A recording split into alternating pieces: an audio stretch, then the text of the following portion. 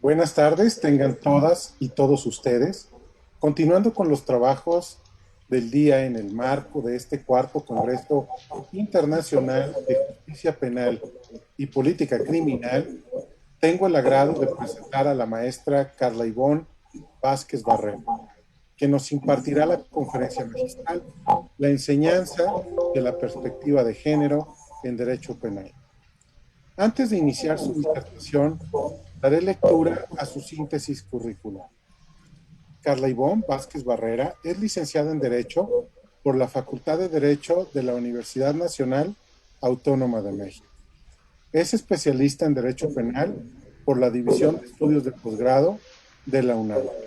Es docente certificada por la Secretaría Técnica del Consejo de Coordinación para la Implementación del Sistema de Justicia Penal.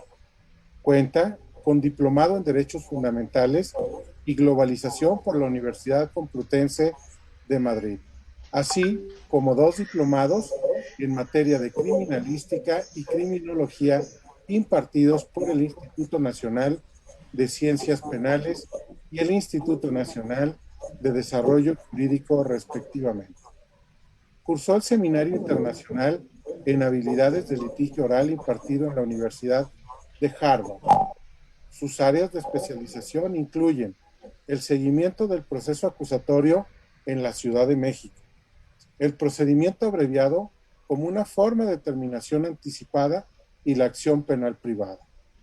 Sus logros significantes incluyen la publicación del libro de Derecho Procesal Penal, que forma parte de la Enciclopedia Jurídica de la Facultad de Derecho. Ha trabajado en OASIS en la impartición de talleres de juicios orales. Actualmente imparte las asignaturas de Derecho Procesal Penal y Procedimientos del Fuero Federal en la Facultad de Derecho, así como la materia de juicios orales en materia penal en la licenciatura en Ciencia Forense. Le damos la más cordial bienvenida, maestra Carla Vázquez, y quedamos atentos a su conferencia. Muchísimas gracias por la presentación. Me voy a permitir compartir pantalla. Estoy muy contenta de poder estar con ustedes con un tema que a mí me apasiona, pero lo que a mí me gustaría es evidentemente atraer al público, a los estudiantes, a los estudiosos del derecho, justamente con este esquema de la perspectiva de género en el derecho penal. Pero la perspectiva de género desde el punto de vista de la enseñanza de la misma. Bajo este esquema, me gustaría, evidentemente, agradecer la invitación a la Universidad Autónoma de Aguascalientes, por supuesto, a la organización completa dentro del marco del Cuarto Congreso Internacional de Justicia Penal y Política Criminal, al Centro de Ciencias Sociales y Humanidades, al Departamento de Derecho, por supuesto, al doctor Claudio Granados y al doctor Eloy Morales Brad por permitirme estar con ustedes, permitirme platicar un poco sobre este esquema. Y pues, sin más, iniciaría justamente con lo que significa esta perspectiva. Mi exposición la voy a dividir en los siguientes puntos. La primera, pues como eje principal en la formación de un jurista, como eje la perspectiva de género. Segundo, sobre la normativa internacional y nacional que incluye aspectos de violencia de género. También voy a hablar un poco sobre estas herramientas jurídicas para la enseñanza en el derecho penal, muy específicamente en cómo podemos atraer los casos, cómo podemos analizarlos y luego entonces cómo podemos vincular y hacer que los estudiosos y los estudiantes del derecho pues tengan interés sobre esta perspectiva y vean desde el punto de vista práctico cómo se tiene o cómo se puede incluir. También voy a hablar un poco sobre los casos de análisis de estudios que involucran a la población LGTBTI y la inclusión también de diversos protocolos para juzgar con perspectiva de género dentro de la enseñanza del derecho penal. Para esto, me gustaría iniciar con un extracto que se encuentra dentro del protocolo para juzgar con perspectiva de género de la Suprema Corte de Justicia de la Nación. Dentro de este protocolo se establece que la perspectiva de género ha buscado contribuir para generar una nueva forma de creación del conocimiento, una en la que se abandone la necesidad de pensar todo en términos del sujeto aparentemente neutral y que evidentemente se pueda adoptar así una visión que pueda abarcar todas las realidades, particularmente aquellas que se habían quedado fuera hasta este momento. Lo cierto es que el tema de la perspectiva de género es relativamente nuevo en el caso de México. A partir del año de 1999, el gobierno mexicano decide incorporar dentro de sus planes, de sus proyectos, de sus mecanismos, de sus objetivos y de sus fines, evidentemente rectores, este enfoque de género por un equilibrio social, un equilibrio equitativo que se diera entre hombres y mujeres, pensando así al desarrollo de una política y de esta manera poder reconocer ya a la violencia de género como un problema de magnitud que evidentemente tenía un impacto importante en la seguridad pública. El 1 de febrero del 2007 fue publicado en el Diario Oficial de la Federación la Ley General de Acceso a las Mujeres a una Vida Libre de Violencia, y al ser esta, evidentemente de carácter general, implicaba que los diferentes niveles de gobierno, entendiendo los tres que se incluyen dentro de nuestra organización, la coordinación, evidentemente, entre la federación, las entidades federativas y los municipios, con la finalidad de prevenir, de sancionar y de erradicar la violencia en específico contra un grupo, que en este caso serían las mujeres, así como establecer ciertos principios y modalidades con la finalidad, pues, de poder garantizar el acceso a este grupo a una vida libre de violencia que pudiera favorecer a la par su desarrollo, su crecimiento, su bienestar y siguiendo los principios de igualdad y evidentemente de no discriminación. En el caso de este ordenamiento, muy específicamente en el artículo 5, en su fracción novena, nos habla sobre una definición de lo que se entenderá por perspectiva de género. Y esto siempre es importante tenerlo en consideración, primero pues porque se cuenta ya con una definición desde el punto de vista jurídico. Sin embargo, nos vamos a dar cuenta que esta definición pues tiene que modificarse, tiene que ampliarse, tiene que especificarse, evidentemente, en el caso del derecho penal. Es así como la perspectiva de género, nos dice esta ley, es una visión científica, analítica y política sobre las mujeres y los hombres. Y lo que se propone es eliminar estas causas de opresión del género, como la desigualdad, la injusticia, la jerarquización de las personas basadas en el género, y lo que busca es promover la igualdad entre las personas, entre los géneros a través de la equidad, del adelanto, el bienestar para las mujeres, contribuyendo así a construir una sociedad en donde las mujeres y también los hombres tengan el mismo valor, la igualdad de derechos y oportunidades para acceder a los recursos económicos y a la representación política y social en todos los ámbitos de toma de decisiones. Luego entonces esta visión científica, analítica y política pues tiene que ser parte ahora ya de los planes y programas de estudio del jurista, tomando en consideración que evidentemente dentro de la enseñanza lo que buscaríamos sí es enfocarla a aquellos estudiosos o estudiantes que van a tener este impacto o este uso de la perspectiva de género dentro de su vida profesional y evidentemente de la parte o muy específicamente en materia penal. Esta perspectiva es entonces un eje, ya que se intersecta en cada una de las diversas asignaturas que se relacionan con el derecho. En específico, evidentemente con el derecho penal, sobre las bases de la dogmática desde el ámbito procesal, incluso de aquellas asignaturas que vayan enfocadas a la criminología, a la victimología e incluso algún tipo de delitos especiales, y por ende vamos a hablar un poco sobre cómo se tiene este impacto dentro de la perspectiva de género. Luego entonces, pues lo que se buscaría es que coadyuve a la formación del jurista actual, por lo que es de suma importancia que las materias afines a las ciencias penales puedan incluir este enfoque diferenciado, es decir, como un método de análisis y una guía que funcione como acción para que la perspectiva de género pueda incluirse dentro de los planes, dentro del estudio, dentro del análisis, dentro de la práctica, y no se quede reducida solamente a una definición de carácter legal. Luego entonces lo que se buscaría es utilizar esta perspectiva y generar un análisis biopsicosocial integral, multidisciplinario, transdisciplinario e interdisciplinario que aunado a lo anterior pueda incorporar el aprendizaje.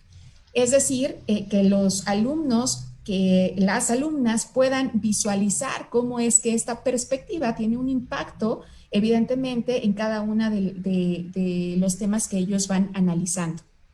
Luego, entonces, en este esquema, lo que también tenemos que incluir son, pues, evidentemente, la parte de un control de convencionalidad respecto al pleno ejercicio, cuidado de los derechos humanos. Es por eso que lo que se buscaría dentro de esta perspectiva, de esta formación actual del jurista, de esta suma de las ciencias penales, pues es tener un aprendizaje que pueda ser significativo. Luego entonces, pues se busca que dentro de nuestra formación como juristas e incluso a lo mejor hablar en primera persona desde la formación como aquel académico o académica que va a incorporar esta perspectiva, pues busque evidentemente eliminar esta brecha que existe entre hombres y mujeres, más allá del género, y que pueda promover el respeto pleno pues, entre los hombres, las mujeres y evidentemente incluso estas comunidades o estas poblaciones muy específicas que se encuentran dentro de un sitio de vulnerabilidad. Luego entonces, lo que me gustaría platicar con ustedes es evidentemente la importancia que tiene el uso del lenguaje inclusivo en estas asignaturas y dentro de la misma formación del propio jurista. Lo cierto es que esta perspectiva de género ha tenido tal impacto que ha generado cambios incluso en el idioma. Como ejemplo de lo anterior, podemos mencionar que Naciones Unidas tiene un apartado denominado lenguaje inclusivo, en donde lo que se busca es crear una serie de orientaciones y de estrategias para la inclusión de este tipo de lenguaje, siendo aplicable en un contexto no solamente oral, sino también escrito, evidentemente bajo dos características, también el formal, el informal, para lo cual se debe tomar en consideración el contexto para poder evitar la discriminación, visibilizar el género cuando así lo requiera, o bien no visibilizarlo cuando no sea necesario, y por tanto las y los docentes tenemos que trabajar en la inclusión de este lenguaje y con ello poder trabajar en esta visibilización, pero sobre todo en generar sensibilización de estos tópicos que se relacionan con este lenguaje y que lo que buscaría es crear una igualdad de género y evitar la discriminación. Por eso, pues tenemos que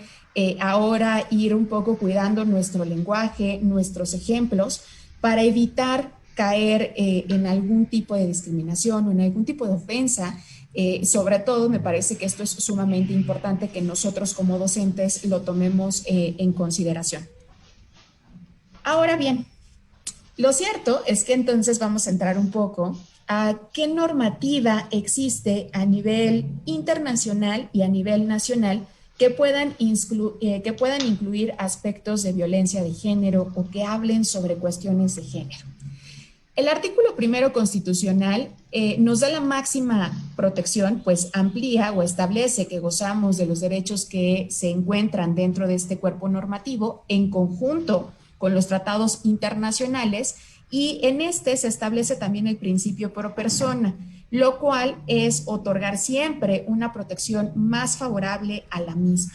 Bajo este esquema se debe entender que existen personas que por su condición o bien por sus características se pueden encontrar bajo un estado de vulnerabilidad, por lo que es necesario otorgar una amplia protección para este grupo o para este sector. En el caso muy específico del artículo cuarto constitucional se establece una condición de igualdad y de paridad que debe existir entre hombres y mujeres. Actualmente contamos con diversos instrumentos jurídicos que pueden o que retoman, mejor dicho, la perspectiva de género como un eje que se debe considerar en todas las ramas. Sin embargo, en el caso de la materia penal, pues vamos a hacer énfasis en legislaciones que evidentemente contengan delitos como lo puede ser el Código Penal Federal, los códigos penales locales y en este caso la Ley General de Acceso a una Vida Libre de Violencia y las leyes las leyes estatales que igualmente tengan esta denominación de acceso a una vida libre de violencia. Por lo que respecta, tenemos también otro tipo de normativa que hace cierto énfasis o que busca también incluir o retomar esta perspectiva de género, como lo es el Código Nacional de Procedimientos Penales y también la Ley Nacional de Ejecución. En el caso muy específico de este Código Nacional de Procedimientos Penales, lo que sabemos es que es ahí donde se encuentran todas las leyes procesales y que dentro de su contenido podemos observar cómo hace referencia a ciertas particularidades, sobre todo en el caso muy específico de delitos que tengan que ver con perspectiva de género. Muy específicamente, en el artículo 109 es donde se enuncian los derechos de las víctimas, de los ofendidos, y dentro de este catálogo o de este artículo también se pide o se solicita al propio Código Nacional que se tome en consideración la Ley General de Acceso a una Vida Libre de Violencia y además algunas otras disposiciones en donde además podemos incluir, por supuesto, la Ley General de Víctimas.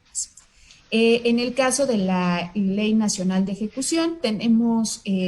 un catálogo específico que hace referencia a las personas, mujeres en específico, que están privadas de su libertad y, por supuesto, hacer la diferenciación que el trato que debe tener estas mujeres en el caso de si están embarazadas o durante la propia lactancia, el órgano jurisdiccional podrá ordenar que se materialicen ciertas cuestiones evidentemente particulares derivado del estado en el que se encuentra la propia mujer. Lo cierto es que evidentemente si a esto, es decir, a toda la normativa le sumamos la cantidad de instrumentos que tiene que ver con el interés y la protección a las mujeres, pues vamos a encontrar una lista muy importante respecto a la Convención, por ejemplo, de eliminar todas las formas de discriminación contra la mujer, la Declaración Universal de los Derechos Humanos, que no necesariamente está enfocada hacia la mujer, pero que abarca y retoma principalmente estos derechos humanos, la Convención Americana de los Derechos Humanos, la Convención Interamericana para prevenir, sancionar, erradicar la violencia contra la mujer, la Convención Belém do Pará, el Protocolo de Estambul, el Protocolo de Minnesota, la Convención sobre la Eliminación de todas las formas de discriminación en contra de la mujer y su protocolo facultativo. Luego, entonces, lo que debemos trabajar como docentes, pues es incluir todos estos instrumentos y no solamente hacerlos particulares hacia la parte de las mujeres, sino, repito, a todos aquellos grupos que pueden estar en alguna situación de vulnerabilidad. Tomando en consideración que, por supuesto, en el caso específico de las mujeres, pues tendríamos que ver estas particularidades y ver cómo es que se pueden incluir. Claro, estaría dentro de la formación retomar y dentro de estos esquemas de perspectiva de género y de control de convencionalidad y además de un enfoque diferenciado, pues irlos relacionando. Me gustaría mencionar que en el caso específico del derecho penal, tenemos un compromiso como docentes para tratar de crear estas herramientas jurídicas que puedan enseñar y que puedan ayudarnos a esta formación en cuanto a un análisis crítico junto con las y los estudiantes respecto al análisis de caso. Lo cierto es que la enseñanza del derecho penal, por desgracia, tenemos diversos casos que podemos atraer, que evidentemente debemos cuidar la protección de los datos personales, pero que incluso tenemos ciertas herramientas que nos ayudan a ver la información pública sin vulnerar ningún tipo de derecho, sin revictimizar, pero tomando en consideración también los casos reales y dando un enfoque a nuestros estudiantes, a las y los estudiantes respecto a la importancia que es que ellos puedan conocer la realidad y no se queden solamente con un esquema dogmático o con un esquema procesal solamente en las aulas. Bajo este esquema, este análisis de caso y evidentemente el uso de las TICs nos va a poder generar en las y los estudiantes ciertas habilidades como lo es aprender a conocer, aprender a hacer y aprender a vivir juntos. Todos estos aprenderes, lo que tenemos que visualizar es que en el caso, por ejemplo, de aprender a conocer, vamos a utilizar estas tecnologías como un medio de información, de acceso, de conocimiento, de evaluación y de poder seleccionar incluso las fuentes de información en el entendido de que la Internet nos ayuda a tener muchísima información, pero es importante que nosotros podamos ayudar a discernir qué información es la que se va a evaluar. En el caso de aprender a hacer, lo vamos a utilizar a estas herramientas, estas TICs, como un medio de expresión de poder generar la propia palabra de protagonismo y la participación enfocada o enfatizada al respeto y a la educación para la paz con ciertos enfoques básicos, como una guía de intercambio. Luego, el siguiente esquema de aprender a hacer sería la contribución de estas tecnologías en la construcción de soluciones y resoluciones del problema. Lo cierto es que, por supuesto que desde el punto de vista académico, cuando nosotros analizamos un caso, pues tenemos diversos tipos en los cuales podemos ejemplificar cuáles son los hechos.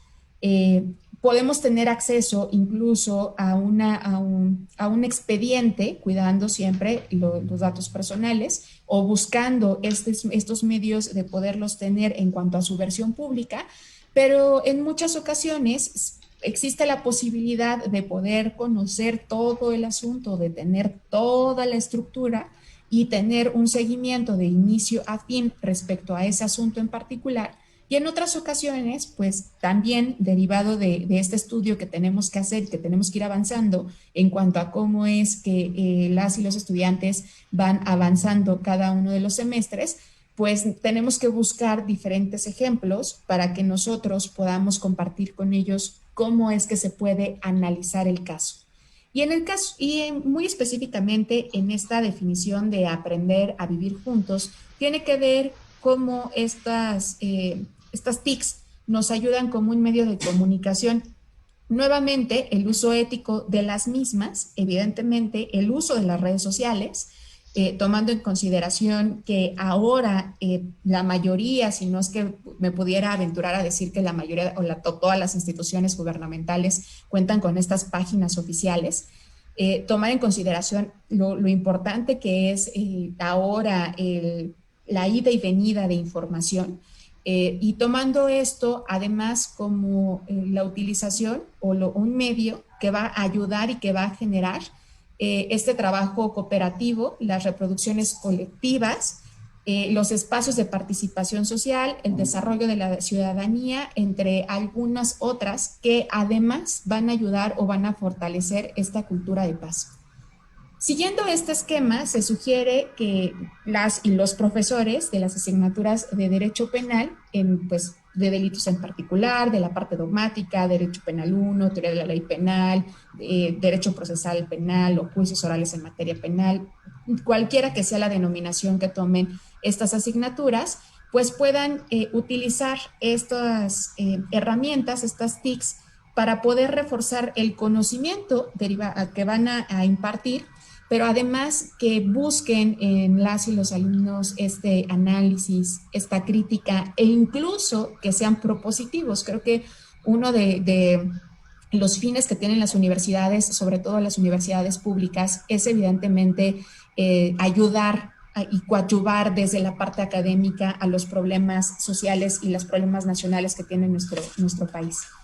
Luego entonces, es así como tenemos diversos delitos que se pueden relacionar con un análisis dentro del género, de la perspectiva de género o de la propia violencia de género. Estos tipos penales solamente son enunciativos, más no limitativos. Lo cierto es que evidentemente cada una de los códigos o de las legislaciones van añadiendo, van poniendo, van cambiando la denominación, pero lo cierto es que nosotros podemos ubicar ciertos aspectos que van enfocados hacia estos grupos, Y ahora incluso se habla de tener que hacer un tratamiento especial o de tener que seguir tipificando o de tener que ir añadiendo a la norma algunos aspectos que pudieran quedar todavía fuera. Bajo este esquema, lo cierto es que evidentemente para el análisis de estos delitos no basta con que nos quedemos en solo la lectura del código penal, muy específicamente del libro segundo, o no basta con que nosotros nos vayamos a la mejor leyes específicas que tengan ciertas vinculaciones con esta violencia de género. Me parecería que debemos ir trabajando en cuanto a darle las herramientas a nuestros estudiantes para que puedan conocer cómo es tan importante la descripción, porque eso va a tener un efecto dentro del procedimiento y por supuesto que va a tener un efecto muy importante y fundamental en la disminución o en una debida aplicación de la procuración e impartición de justicia, y repito o retomo la idea, y una disminución en este tipo de casos para ver si la tenemos, si no, cómo va impactando, qué se incluye, para lo cual creo que es muy importante poder ir desarrollando estas habilidades en cuanto a que posiblemente en aquellos cursos o en aquellas asignaturas en donde hablemos sobre tipos penales que tengan que ver con esta perspectiva de género o que se relacionen con la lista que anteriormente había compartido con ustedes, pues podamos tener una idea respecto a ponerles un ejemplo práctico. Lo cierto es que en el caso de la asignatura de Derecho Penal 1 o de Teoría de la Ley Penal, pues se da en semestres al inicio de la carrera y nosotros debemos explotar ese interés que tienen las y los estudiantes respecto a estos temas, porque al final, evidentemente, cuando van avanzando en la propia carrera, ellos van a ir tomando el gusto por otras asignaturas o por algunas otras ramas del propio derecho. Bajo ese esquema, me parece que es fundamental, luego entonces, que desde la parte inicial nosotros podamos llamar la atención respecto a este tipo de delitos en nuestros estudiantes, no solo como una forma de formar al jurista, sino como una forma, perdón, sino como una forma también de poder llamar la atención y de que pues este mensaje lo puedan también tener ellos, y es una forma de reeducarlos desde mi punto de vista. Bajo este esquema mencionaba yo lo importante que es pues tener esta parte práctica. Lo cierto es que las instituciones de procuración y de impartición de justicia generan muchos protocolos. Luego entonces, es cierto que en muchas ocasiones, perdón por el ruido, voy a...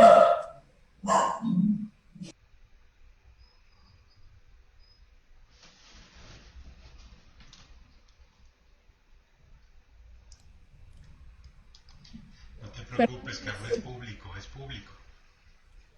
Sí, muchas gracias, perdón.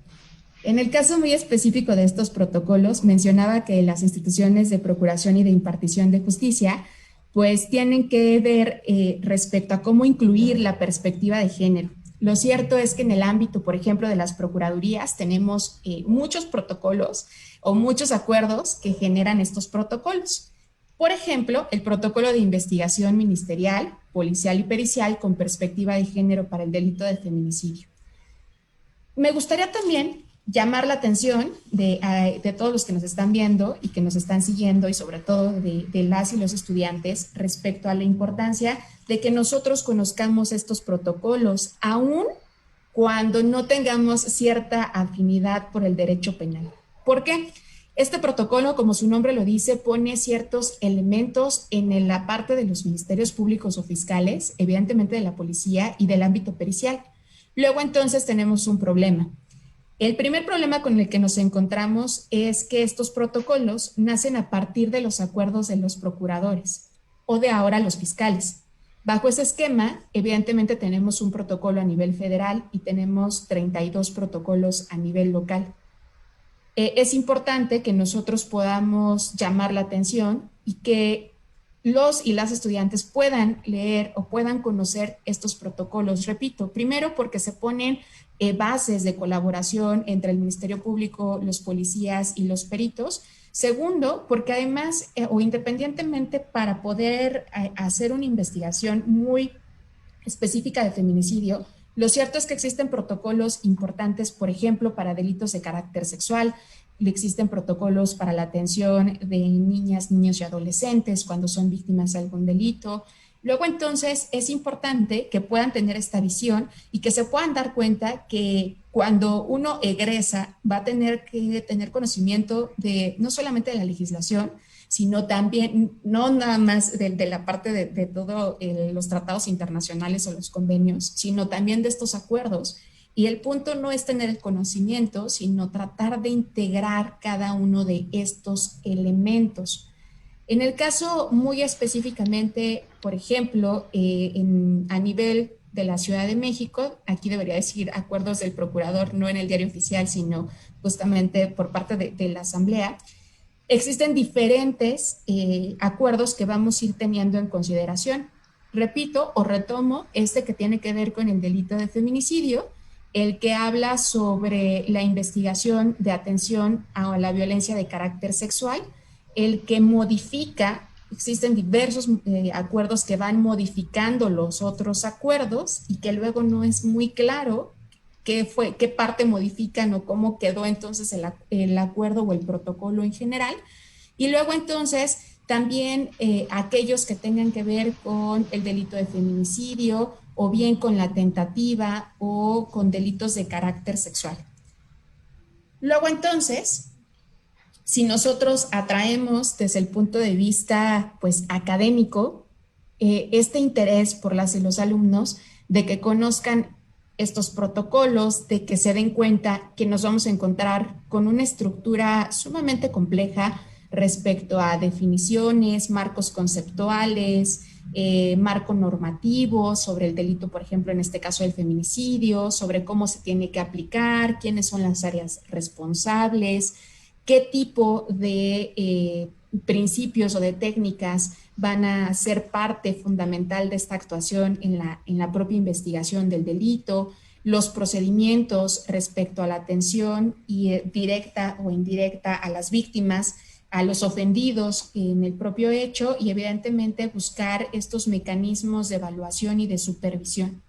Porque lo cierto es que evidentemente la persecución de un delito, cual sea, necesitaría tener como base todos estos elementos en el entendido que el fin del derecho penal no sería el castigo, sino propiamente sería tomar en consideración una prevención y por ende, en el caso de que se diese una sentencia condenatoria para una persona que sea responsable de realizar el mismo, pues no se buscaría un castigo, sino dentro de algo muy utópico, filosófico, pero así plasmado en nuestra propia legislación, también sería pues ayudar a esta persona a reinsertarse socialmente. Bajo este esquema, luego entonces quisiera que pudiese quedar un poco claro cómo es que a mí me gustaría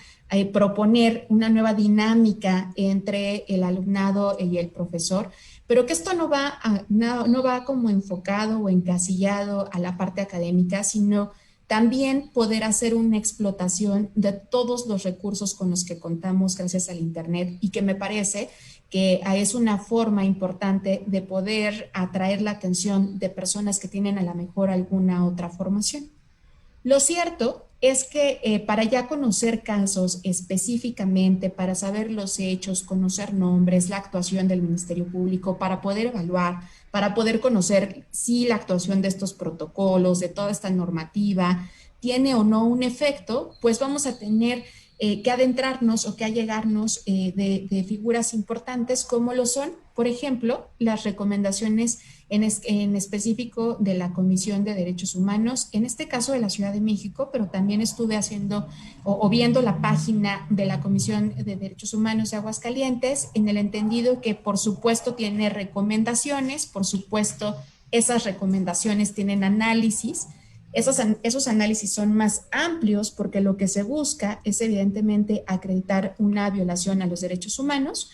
pero que se tome en consideración la búsqueda de esta información y que le podamos decir a las y los estudiantes que tenemos estos casos, que tenemos análisis ya hechos y que eso nos va a ayudar a que ellos puedan construir argumentos y puedan ver cómo es que los servidores públicos en la vida real llevan a cabo estos análisis generales para poder tomar ciertas determinaciones. Lo cierto es que si hacemos consciente, o al menos esa es la tesis que yo quisiera sostener durante esta ponencia, que si somos conscientes de todo el cúmulo de información y de la complejidad que significa llevar a cabo una investigación que tenga que ver con un delito de género o con cualquier otro delito, pero tomando en consideración pues este énfasis, que no es cualquier cosa y que se necesita dotar de ciertas herramientas, creo que vamos a poder ayudar a tener otra percepción respecto a todos aquellos servidores que están dentro de la procuración e impartición de justicia. Identifico que, por ejemplo, en el caso de la violencia de género, esta Comisión de Derechos Humanos tiene diversos casos o diversas recomendaciones a partir del análisis o los casos son del 2018 en adelante y que evidentemente van teniendo un rubro que puede llamarnos la atención. Por ejemplo, caso de debida diligencia reforzada en la investigación y posible feminicidio de Lesbi Berlín Rivera Osorio y la negligencia y atención a las víctimas. Esta recomendación es sumamente interesante respecto a cómo es que la propia comisión va armando de un hecho o de la existencia de un hecho que puede ser considerado delito, cuyo resultado efectivamente fue en una sentencia condenatoria para la persona que había sido en un primer momento es el sospechoso. Y respecto a este seguimiento que se da y esta visión que además, o esta crítica o estas recomendaciones que además hace la propia comisión respecto a qué es lo que está fallando en las instituciones y qué se debe hacer o cómo se puede mejorar para evitar que se vuelva a dar este tipo de violaciones a derechos humanos. Existe, por ejemplo, el caso de violencia sexual como forma de tortura contra mujeres con la finalidad de castigarlas o que proporcionen información sobre algún tipo de delito o se autoincriminen. El caso de discriminación por razones de orientación sexual en la procuración de justicia. El caso de la omisión de respetar el proyecto de vida y acceso a una vida libre de violencia de las mujeres respecto a acoso y hostigamiento sexual en el ámbito laboral y educativo, tomando en consideración además que estas herramientas nos van a ayudar a poder tener una visión más amplia y a mí me parecería que si en el jurista que si el estudiante o la estudiante de Derecho va tomando en consideración estos casos y se va dando cuenta de la magnitud que tiene un hecho, sobre todo en la materia penal, pues puede seguramente mejorar su actuación como servidora o servidor público. Bajo este esquema, he enunciado una serie de casos que podrían llamar su atención y que en realidad la búsqueda es sumamente fácil respecto a que ustedes entren a estas comisiones, incluso la nacional, y busquen las recomendaciones. Luego entonces podrán tener este cúmulo en donde yo siempre les digo a mis alumnos que cuando no puedan dormir o cuando tengan algún tipo de preocupación se pongan a leer una recomendación y que seguramente van a aprender mucho más, ¿no? Por supuesto que son largas, que son complejas, pero que también ayuda a vincular este lenguaje de respeto a los derechos humanos. Por eso busco este énfasis en estas comisiones para pues ir fomentando también incluso esta cuestión que yo mencionaba al inicio de esta plática respecto al uso del lenguaje inclusivo. Bajo este esquema, luego entonces me gustaría retomar de forma muy rápida estos casos que pueden ser de análisis y de interés sobre aquellas personas que involucra a esta población LGBTTI. En el caso muy específico, pues haciendo esta visibilización de estos grupos, pero además haciendo conscientes a las y los estudiantes, señalando que ahora nosotros tenemos que prepararnos en todos los ámbitos, porque si en algún momento tenemos un trato o conocemos de un asunto o de un caso que pueda involucrar este tipo de población, de comunidad, de personas, pues podamos hacerlo de una mejor manera y evitando evidentemente siempre la discriminación. Bajo este esquema, me gustaría platicar con ustedes la importancia que se da de poder hablar sobre estos casos. Hay uno muy específico que me gustaría retomar, que es el caso de, déjenme ver, Paola Buenrostro, que fue el caso de una mujer que, si no mal recuerdo, era una persona transexual y que una vez que se da un hecho violento, me gustaría que ustedes pudieran buscarlo en internet y que conozcan un poco más el caso, pues se tienen diversas críticas a las y los servidores públicos que intervinieron en la investigación de ese delito. Me parecería que es muy importante que nosotros podamos pues tener en consideración estos hechos, aprender de ellos. Creo que también la finalidad sería pues hacer un poco más conscientes de que en muchas ocasiones la realidad, por supuesto, que supera la parte académica. Bajo este esquema, atrae su atención para que busquen la recomendación que existe sobre este asunto, tomando en consideración que aquí lo que hace notar esta comisión es una falta de debida diligencia, de aplicación de perspectiva de género y de enfoque diferenciado en la investigación de este transfeminicidio. Bajo este esquema, por supuesto, creo que es importante que podamos utilizar estas herramientas. Si ustedes buscan el nombre de Paola Buenrostro, si buscan la recomendación, también estaríamos en este esquema de lo que yo buscaría tratar de generar, de discernir esta información, de ver cómo está siendo retomada por medios de comunicación, de ver cuáles son los documentos oficiales, de ver la expresión que tienen las autoridades, incluso en sus redes sociales, porque cada uno de todos estos elementos, por supuesto que pueden tener un impacto dentro de esta debida diligencia o debida aplicación de la propia perspectiva de género. Bajo este esquema, y ya para ir cerrando un poco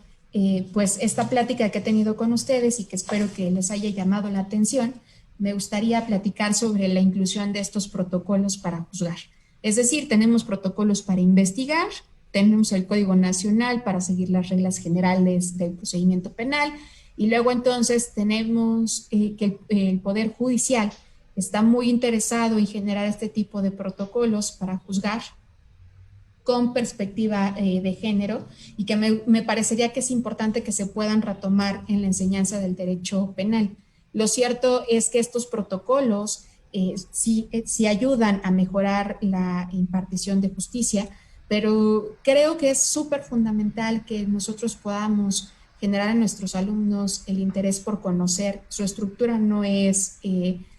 tan compleja, pero lo cierto es que por supuesto que incluye aspectos de un glosario, de un contexto, de poder entender por qué es importante que las y los juzgadores puedan tener este conocimiento. Por ejemplo, tenemos el protocolo de actuación para quienes imparten justicia en caso de que involucre la orientación sexual o la identidad de género, y tenemos también este protocolo que ha sido muy famoso para juzgar con perspectiva de género. No me gustaría que se quedara solamente como en un apartado estos protocolos o como mencionar solamente las generalidades de los propios protocolos, con una creencia que a veces tenemos en donde la perspectiva de género va a poder ayudar o va a poder minimizar el hecho porque se trata de una mujer y entonces debemos entender todos estos aspectos. Lo cierto es que no es así. Esta perspectiva de género se puede dar bajo un contexto en donde se pueda entender las circunstancias no solamente de la víctima, sino también en el caso específico del victimario. A mí me llama mucho la atención, hay un asunto que se discutió en la Suprema Corte de Justicia de la Nación y en donde se utilizó este protocolo para juzgar con perspectiva de género en el sistema mixto, respecto a un homicidio de una mujer que había acabado con la vida de un hombre. Y esta perspectiva de género lo que ayudó fue entender las circunstancias, evidentemente, de la persona, del sujeto activo que había cometido esta conducta. Es decir, no me gustaría que se quedaran con la idea de que la perspectiva de género va solo enfocado a un aspecto únicamente de protección a la mujer o cuando la mujer es víctima, sino que lo que ayuda es poder tratar de generar esta visión en el caso de las y los juzgadores, pues para que puedan entender las condiciones y que podamos tener una mejor impartición de justicia en nuestro país. Bajo ese esquema, me gustaría compartir con ustedes que recientemente y por algunas cuestiones dentro del propio trabajo en el cual me desempeño, pues ahora he tenido que estar muy al pendiente de cómo obtener la información. Ya dijimos que los casos son importantes, ya dijimos que es fundamental que se puedan incorporar dentro de la formación del jurista, pero ¿y entonces de dónde los sacamos o cómo los podemos obtener sin cometer algún tipo de delito o sin alterar o afectar datos personales? Bueno, pues tenemos como tal dentro de la Plataforma Nacional de Transparencia la búsqueda de información. Esta Plataforma Nacional de Transparencia es una maravilla. Por supuesto que es sumamente compleja y que lo que ha dejado a la par es que la información en muchas ocasiones, una vez que nosotros exigimos que sea público, luego hay que tener mucho cuidado, hay que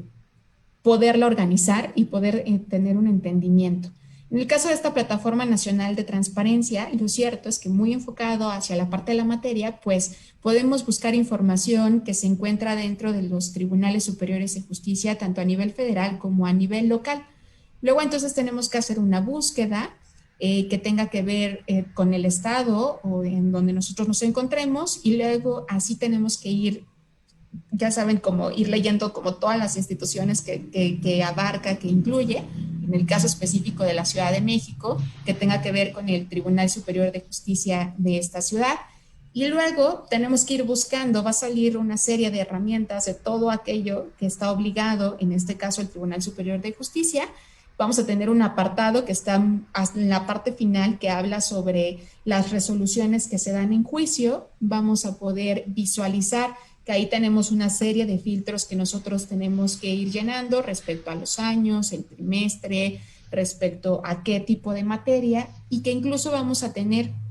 como herramienta la búsqueda de las unidades de gestión o de cómo esté estructurado el propio tribunal. Vamos a darle buscar y va a salir pues todo este número de resultados respecto a la resolución, respecto al órgano que le emite. Y luego entonces vamos a poder tener estas versiones de las sentencias públicas que tanto deseábamos, porque en muchas ocasiones no sabíamos cómo era o no entendíamos cómo era que el órgano jurisdiccional pudiera dictar como tal una sentencia. Ahora con estas versiones públicas, pues tenemos un poco la información, evidentemente cuidando la parte de los datos personales de las personas involucradas, pero lo cierto es que esto, desde mi punto de vista, creo que puede ayudar mucho a las y los estudiantes a darles una visión, porque ahí vamos a tener los hechos, vamos a tener la estructura completa, vamos a ver qué fue lo que se ofreció y cómo es que se está dando un valor a cada una de estas pruebas desahogadas, cuál es pues que este es el trabajo que se hace en los propios tribunales y pues vamos a entender o vamos a estar más inmiscuidos en este tipo de documentos ya en la parte práctica. Evidentemente, en el caso del Consejo de la Judicatura Federal también existe esta herramienta que va muy enfocada a todas aquellas resoluciones que tengan que ver con el sistema acusatorio. Incluso es aún más amigable este sistema porque se pueden hacer diversos filtros.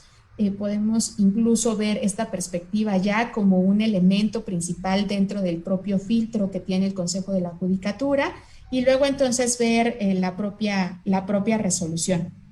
En este sentido, creo que lo que me gustaría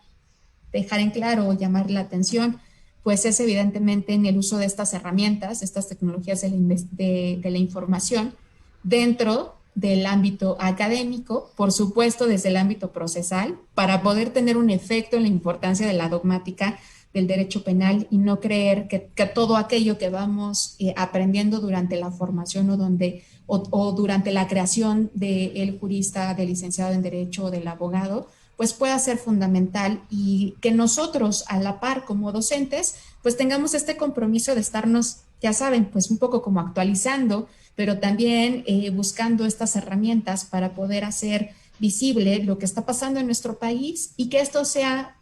repito, pues un tema de análisis, de crítica y que también sea una forma en la que las y los académicos podamos hablar, podamos contribuir, podamos sumar. Creo que el hecho de dedicarnos solamente a la parte académica no debe dejarnos solamente en las aulas, sino que nosotros buscaríamos también aportar algo para mejorar la impartición de procuración e impartición de justicia en nuestro país. Muchísimas gracias. Muchas gracias, maestra. Aquí hay una serie de preguntas que formula el auditorio y si usted lo considera pertinente, podemos ir dando lectura a cada una de ellas y se va dando respuesta en el mismo orden. Maripaz hace dos preguntas. ¿Por qué no viene a trabajar a la UA? La primera. La segunda, ¿cómo lograr que algunas y algunos docentes cambien su perspectiva a una de género en la enseñanza de cualquier área del derecho? Ya que manifiesta que hay algunas y algunos que ya lo tienen, pero siempre hay ovejitas negras, dice. Bueno, lo cierto, Maripaz, es que creo que las y los docentes estamos también en un proceso de formación y de reconstrucción. Yo también creía que, por ejemplo, no era necesario incluir estas cuestiones de denominación dentro del lenguaje y creo que estaba tan cerrada que no me permitía darme cuenta de la importancia que tiene. O sea, lo cierto es que decir las y los o hacer mucho énfasis pues en esta cuestión en la letra O, en la letra A, en la letra E, en un momento pareciera no importarme en un primer momento, pero después pensé que si yo asistía a alguna reunión y solo decían por ejemplo, los abogados o los licenciados en derecho, pues que yo también estaba ahí y que también quería pues esta parte de hacerme visible. Bajo ese esquema, claro, ahora estoy tratando de cuidar mucho esta parte del lenguaje y de tratar de poderlo incluir. También me parece que en algún momento los docentes necesitamos como esta parte de actualización y que pues vamos uniendo y vamos creando ciertas estrategias para ver al derecho penal también como una forma atractiva e incluso explotar esta pandemia. Creo que esta pandemia lo que nos ha enseñado es que nosotros tampoco dejamos de aprender por un doctorado que podamos tener o por mucha expertise que podamos manejar sobre un tema en particular, pues lo cierto es que nos estamos dando cuenta que para tener la atención de nuestro auditorio, pues necesitamos tener otras herramientas, necesitamos generar información, buscar y también ayudarles a las y los estudiantes pues a discernir esta información y a hacer que todo lo que hay en la red pues pueda ser utilizado, pero también con cierta responsabilidad y que nos demos cuenta pues del uso de la información masiva que tenemos. Mayra BZ dice, buen día. Profesora, ¿se puede y cómo se podría juzgar a una persona de la comunidad LGTBI en el caso del delito de feminicidio, tomando en consideración que en el delito se establece la palabra mujer? Gracias. Lo cierto es que este es un problema que tiene que ver también en cómo está o cómo se tipifica. Es importante establecer que el delito de feminicidio está en la mayoría, si no es que me equivoque, en los estados habla sobre las razones de género y que se dice que se debe privar a la vida de una mujer por estas razones. Hay una discusión importante que se da en la práctica respecto a qué es lo que pasa con,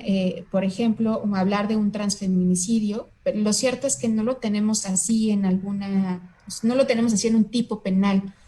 Lo cierto es que tenemos una discusión entre este reconocimiento de lo que es un hombre y una mujer, porque evidentemente bajo el derecho penal, pues lo tenemos muy bien definido. Y en el caso de los transfeminicidios, pues se está creando ahora, por ejemplo, en el caso de la Fiscalía General de Justicia de la Ciudad de México, un protocolo que pueda retomar aspectos, por ejemplo, del delito de feminicidio, pero que sea para este tipo de comunidad y que no se haga una violación a sus derechos humanos. Creo que lo que vamos a tener en un par de años, no puedo decir que pronto, es justamente esta transformación y esta discusión sobre qué tanto vale la pena, cuál sería el alcance, cómo se va a tipificar y qué se tendría que decir. Lo que yo escuchaba, por ejemplo, de la Fiscalía, en el caso de la Ciudad de México, era que se estaba buscando, en que era difícil encuadrarlo en un feminicidio y que lo que se hacía era juzgarlo bajo un esquema de un homicidio calificado por razón de odio y que ahí pudiera incluirse este esquema. Ferrer Andrés hace dos preguntas. ¿Qué tan importante es que en el derecho exista esta perspectiva de género y en qué aspectos influye a los tipos penales existentes en el Código Penal Federal o en algún código penal local? ¿Y en qué ámbitos modifica o refuerza la perspectiva de género al principio de igualdad ante la ley? Bueno, a mí me parece que es fundamental hablar de esta perspectiva de género, tomando en consideración pues que lo que buscaríamos es crear un análisis contextual de qué está pasando en nuestro país. Lo cierto es que las cifras y los datos que se tienen respecto a cómo ha ido incrementando o posiblemente no incrementando, pero que se ha sido más visible pues estos hechos que tengan que ver con la afectación de violencia de género, pues lo que hace es una preocupación evidente para que nosotros como abogados, como licenciados en Derecho, como docentes o como estudiosos o estudiantes del mismo, pues podamos conocer estos alcances. Lo cierto es que el feminicidio es una muestra o sería la máxima expresión en cuanto a esta visibilización de una violencia contra una mujer, pero tenemos otros tipos en donde se van relacionando o correlacionando. Bajo este esquema, por ejemplo, en el caso de delitos que tengan que ver contra el libre desarrollo psicosexual, como lo puede ser el acoso, el abuso, la violación y todos estos elementos que pudieran estar dentro de este esquema, pues necesitamos que primero, en el caso de los estudiantes, los conozcan y luego entonces que puedan entender que los servidores y las servidoras públicas que están inmiscuidas en la investigación de ese delito o incluso ya en las determinaciones de carácter jurisdiccional, pues puedan conocer el contexto y que puedan también, pues evidentemente retomar estos protocolos y no revictimicen o no tengan ideas discriminatorias sobre aquellas personas que van a denunciar este delito. Ya saben un poco como la idea de cómo te ven, te juzgan, pues bajo ese esquema es que el derecho penal no le debe interesar ese tipo de cuestiones porque son prejuicios que nosotros tenemos o ideas que nosotros tenemos. Entonces, bajo este esquema, a mí me parece que es fundamental que se pueda tomar en consideración y que se le dé importancia y que se empiece a hablar más y más de la importancia que tiene estos hechos o esta perspectiva de género dentro del delito o más bien dentro del propio derecho penal. Ahora, lo cierto es que en los códigos penales, tanto en el federal como en el local, no vamos a encontrar delitos contra la perspectiva de género, delitos contra el género. Nosotros encontramos ciertos catálogos e identificamos que hay otros otros tipos que pueden relacionarse bajo este esquema, pero en el caso, por ejemplo, de la violencia familiar, pues lo cierto es que tenemos un índice importante en donde las víctimas son mujeres. No excluye, evidentemente, el supuesto en el que puede ser que el hombre sea la víctima. Lo cierto es que estamos tratando de identificar qué es lo que está pasando, porque hay un mayor número en el caso de las mujeres, uno en el caso de los hombres, y poder tener esta perspectiva que buscaría cuidar tanto a hombres como a mujeres y darles el mejor trato y poderles coadyuvar también en el caso de lo que necesiten y poder ser, evidentemente, lo más objetivos posibles, por así decirlo. Esa sería mi opinión. Daniela Trejo hace la siguiente pregunta. Hacer énfasis en la perspectiva de género es de suma importancia, pero ¿cómo lograr que ésta haga una mayor presencia a la hora de que los servidores públicos reciban las denuncias y así evitar arbitrariedad y trabas en la resolución del caso? A mí lo que me parece es evidentemente que cuando nosotros tenemos esta información de todo lo que hay, es algo muy valioso que en el caso específico, cuando tenemos un caso, cuando vamos o acudimos a una agencia del Ministerio Público, cuando estamos en los juzgados, es importante hacerle notar a las y los servidores públicos que conocemos sobre esta información. Por eso lo mencionaba respecto a busquen todos los protocolos, busquen todo aquello que tienen en el caso de la normativa, por ejemplo, de las fiscalías. Posiblemente ahora me ha funcionado para esta plática en específico el de feminicidio o el de algún tipo de violencia de carácter sexual. Pero entre más nosotros tengamos este conocimiento, porque además los protocolos son públicos, nosotros independientemente de si somos docentes o si somos estudiosos, sino como sociedad en general, vamos a tener las herramientas para poder decirle al servidor público, tú tienes que hacer esto, tú tienes que actuar con este tipo de principios, tú no debes revictimizar, tú debes agotar, tú debes tener la paciencia para sentarte conmigo y poderme explicar por qué decides una cosa o por qué no otra. Sé que pareciera muy utópico, pero lo cierto es que la Internet nos da herramientas para tener conocimiento y el conocimiento nos permite exigir, en este caso, por ejemplo, nuestros derechos o exigir que se apliquen ciertas normas o ciertas normativas. César Omar Cruz Barrera hace la siguiente cuestión. La perspectiva de género se enfoca solo en casos en que se violente a una mujer por un hombre en asimetría de poder o no infiere mucho el género, solo que exista esa asimetría de poder. Es correcto, no tiene que ver con un género, es decir, el feminicidio no solamente el sujeto activo tiene que ser hombre, el feminicidio es privar de la vida a una mujer, ya sea hombre o ya sea mujer. El tipo penal no lo pide o no lo especifica. Bajo este esquema, evidentemente, esta parte de asimetría es lo que es importante y lo que se buscaría acabar, esta asimetría de poder. Bajo este esquema no tiene que ver con quién está arriba, sino lo que buscaríamos es evitar que alguien esté arriba y que se pueda tener esta equidad. Irma Aguilar señala, maestra, buenas tardes. Desde su punto de vista, ¿considera usted que la perspectiva de género y los protocolos influyen en las resoluciones judiciales de materia penal? En el caso, por ejemplo, tanto de los protocolos como de los acuerdos o de estos, bueno, protocolos en la investigación y protocolos para juzgar, con estos dos esquemas, lo cierto es que son una herramienta que puede guiar la actuación del servidor público.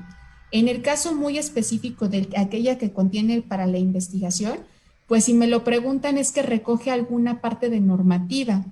Es decir, recoge cosas muy específicas y obliga a los servidores públicos. Pero ojo, no deja de ser un acuerdo. Este es un acuerdo que tiene la facultad precisamente el fiscal para poderlo emitir. Bajo ese esquema, si nosotros recordamos esta jerarquización de normas que nosotros tenemos, pues no estarían como tal incluidos estos acuerdos. Sin embargo, lo que se busca con la emisión de los mismos es tener una homologación y tener criterios exactos, precisamente para que si llega Carla Vázquez, que es recién egresada y empieza a trabajar en la fiscalía, pueda y tenga un conocimiento de este asunto, pues pueda conocer este protocolo que pues ayuda a hacer una serie de lineamientos sobre aquello que debe poner cierto énfasis. En el caso de los protocolos para juzgar con perspectiva de género, no dejan de ser pues esta parte como un documento que puede ser una guía, pero que respeta evidentemente este esquema que va a tener el órgano jurisdiccional para poder hacer una valoración integral bajo el sistema acusatorio de una valoración lógica, una valoración libre de las pruebas, pero lo que buscaría es decirle al juzgador, ten esta visión que te pueda permitir generar un análisis del caso, pues con una visión tan amplia que eso pueda fortalecer tu decisión y por lo tanto a mí me parecería que en el caso de los protocolos para la investigación y para juzgar con perspectiva de género o de los otros protocolos que también tenemos y que se relacionan con aspectos importantes para la impartición de justicia, pues son una herramienta muy básica y fundamental ahora para poder evitar esta diferenciación y poder ayudar en ir generando un poco este acercamiento entre esta brecha que parece que existe entre hombres y mujeres.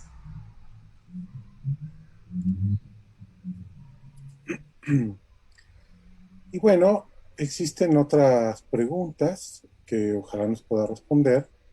que dice, ¿se puede sancionar a alguna autoridad por no aplicar el protocolo de juzgar con perspectiva de género? Actualmente hay un estigma enorme respecto a todo lo que tiene que ver con género o con iniciativas feministas. Eso puede obstaculizar muchos procesos y dejar sin protección a muchas víctimas. Incluso los mismos funcionarios públicos incurren en actos de revictimización por desconocimiento y perjuicio. ¿Qué estrategias o regulaciones legales existen para abordar esta situación? Y Manuel Vidaurre Arechiga pregunta, ¿considera conveniente el establecimiento de un Código Penal único nacional que permita uniformar la política criminal con perspectiva de género? Bueno, fueron muchas preguntas, pero claro que sí puedo ir por cada una de ellas. Efectivamente, para que se pueda atacar desde el punto de vista jurídico la inclusión de este protocolo para juzgar con perspectiva de género, pues sí se encuentran o sí se pueden generar vías. Es decir, tengo conocimiento de un amparo directo en revisión,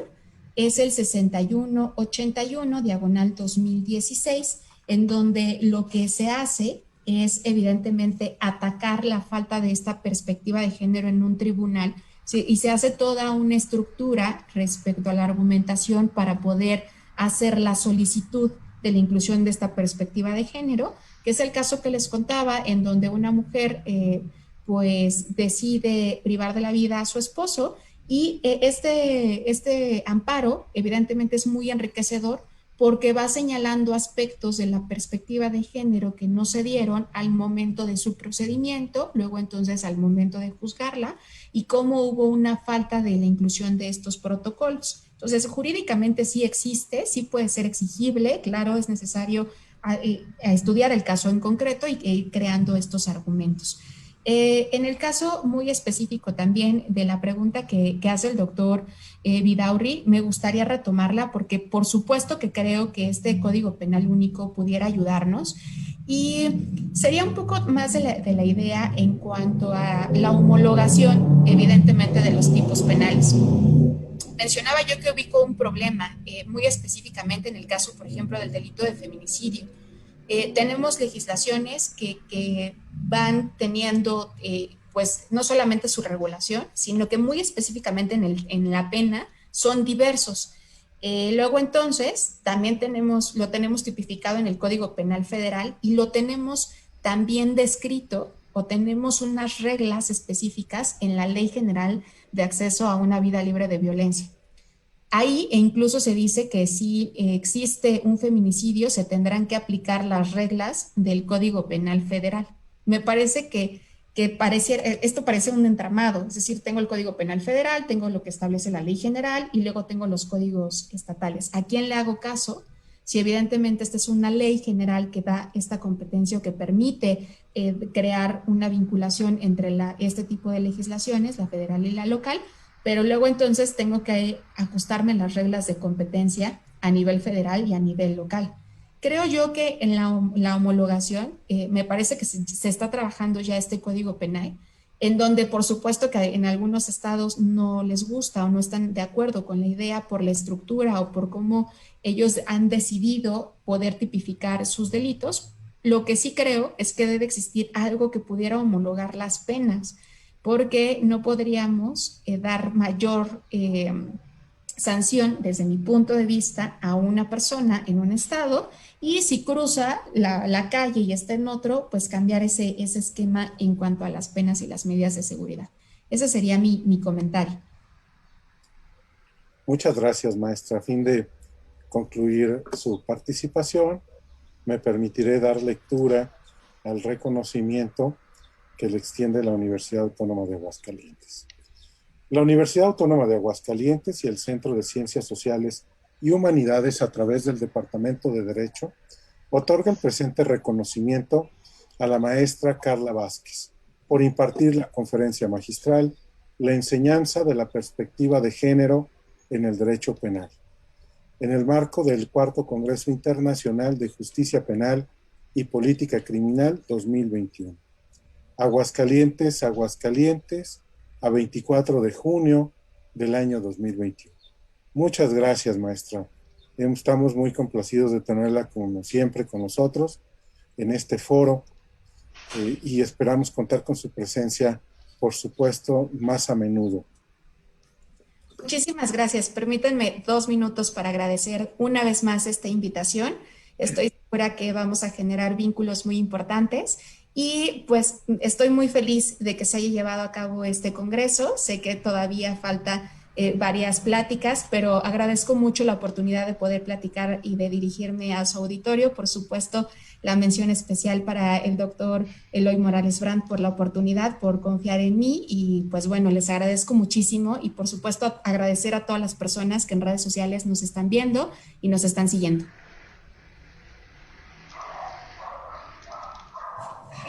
Muchas gracias, Carla. Muchas gracias, doctor Claudio. Y pues no solamente pensamos nosotros en ti, creo que todo el público, y por eso está muy contento con tu exposición. Ahí quedaron algunas preguntas ahí pendientes por si luego te puedes echar un clavadito ahí a responder. Y bueno, a todas y a todos ustedes, muchas gracias también por estar con nosotros. No se despeguen, concluimos esta transmisión, pero en un minuto estamos en la siguiente con el maestro Carlos Daza para la siguiente conferencia. Muchas gracias, Carla. Gracias, doctor Claudio. Un abrazo. Un abrazo, hasta luego.